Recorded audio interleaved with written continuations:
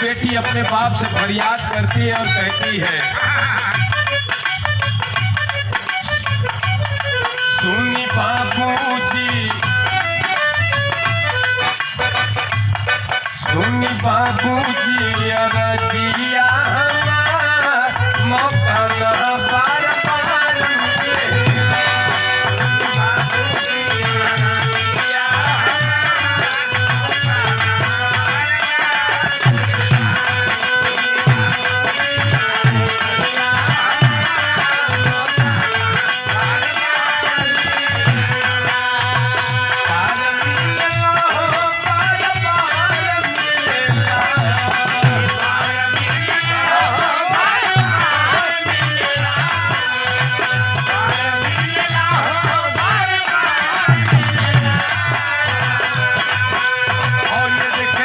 बार पतिया के धरती से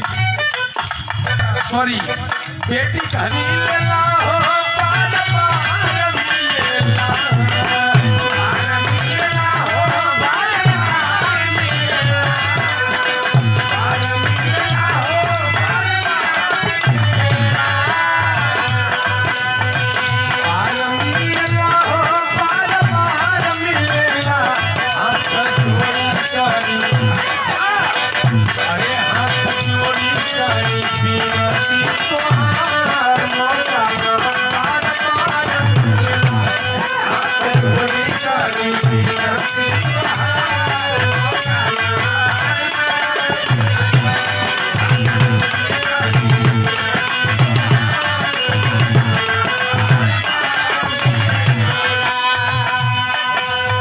लेकिन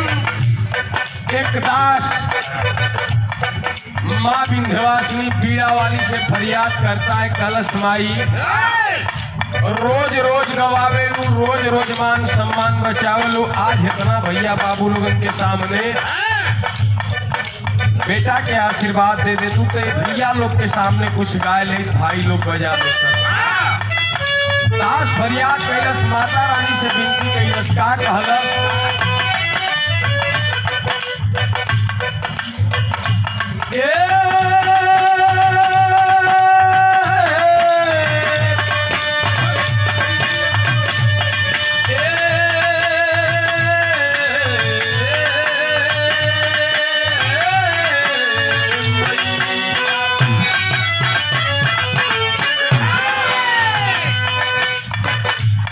माई तेरी दाम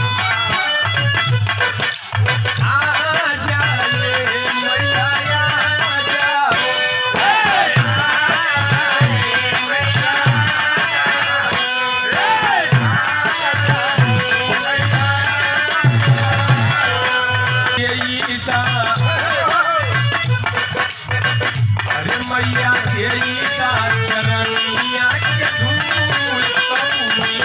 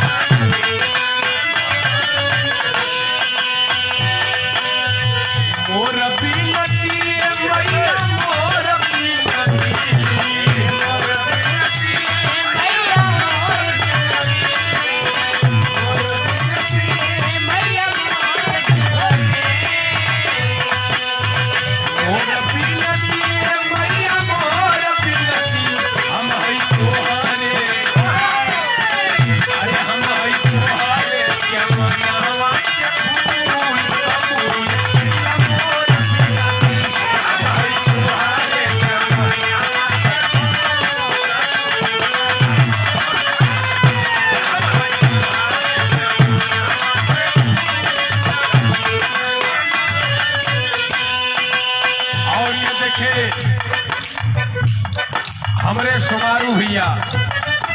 से आपकी ओर से पुनः तीसरा पुरस्कार बहुत रुपयों का चरणों में कोट नमन प्रणाम है। और बिरहा सुनने वाले से विनती कैलस, सवाल कैलस, कहलस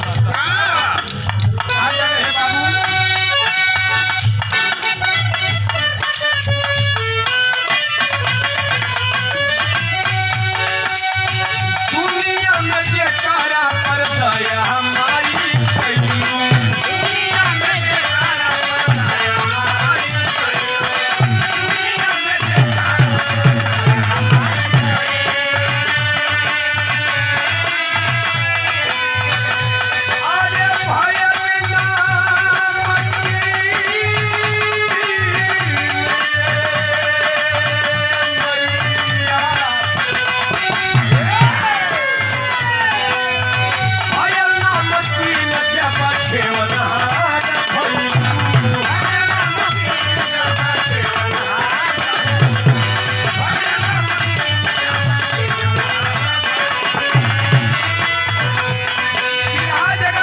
जाने वाला ना रहल,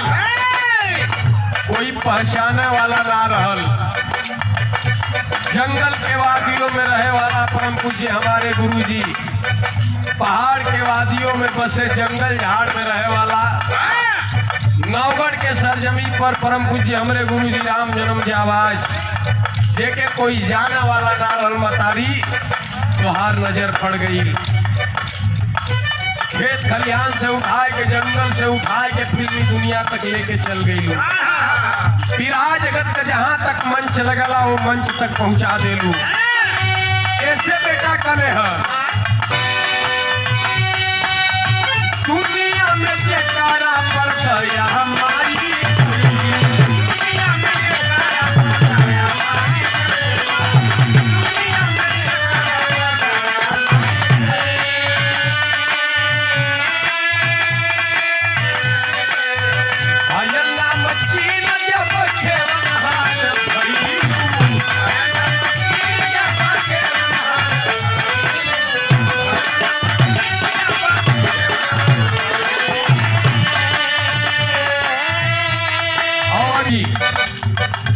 कलाकारों को मार्केट में लेने के लिए,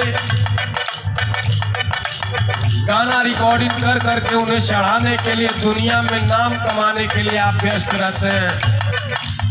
मैं आपका आभारी हूँ, आपके चरणों में नमन प्रणाम करता हूँ। और एक गाना आपके म्यूजिक से हमार वायरल भई रहल, जवन हम और खुशी यादव दोनों जाने डुएट गीत गौले है। बड़ा प्यार और दुलार सम्मान मिलल, चरणों में आपके नमन प्रणाम है। दास बतौले है कले है, माफ कईता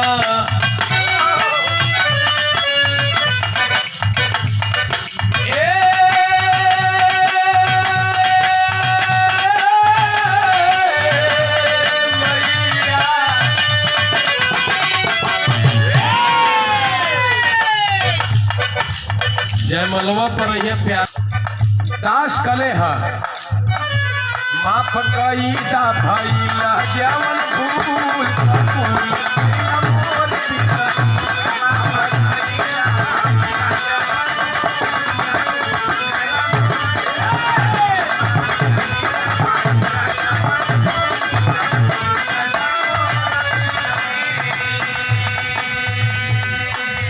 दूसरी बंद में दास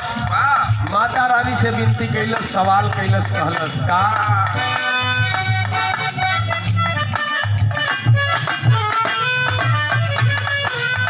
स्वर में समा के माई बिटिया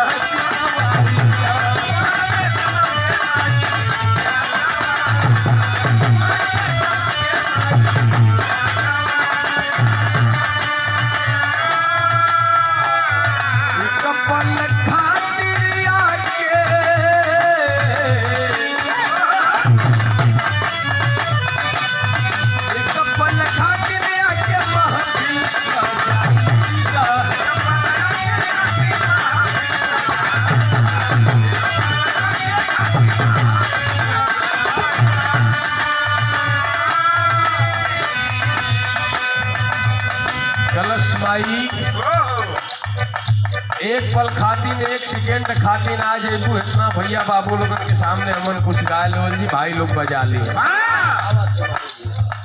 क्या बात, अरे गुरुदीन मोहम्मद राम सेवक सिंह कैलू हरिद्वार कभी अंबिका से मर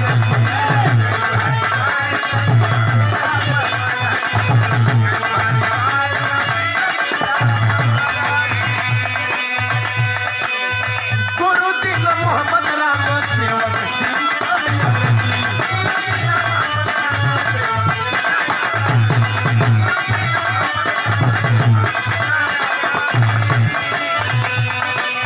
अरे कैलू हरिद्वार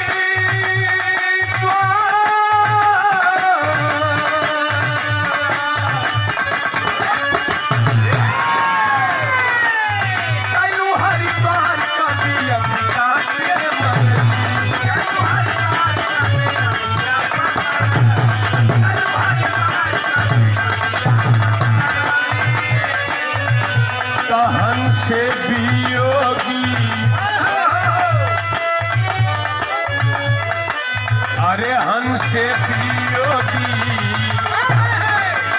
जबा जबूल अरे हंसे पियोगी जबा जबूल कबूल कैला मोर हंसे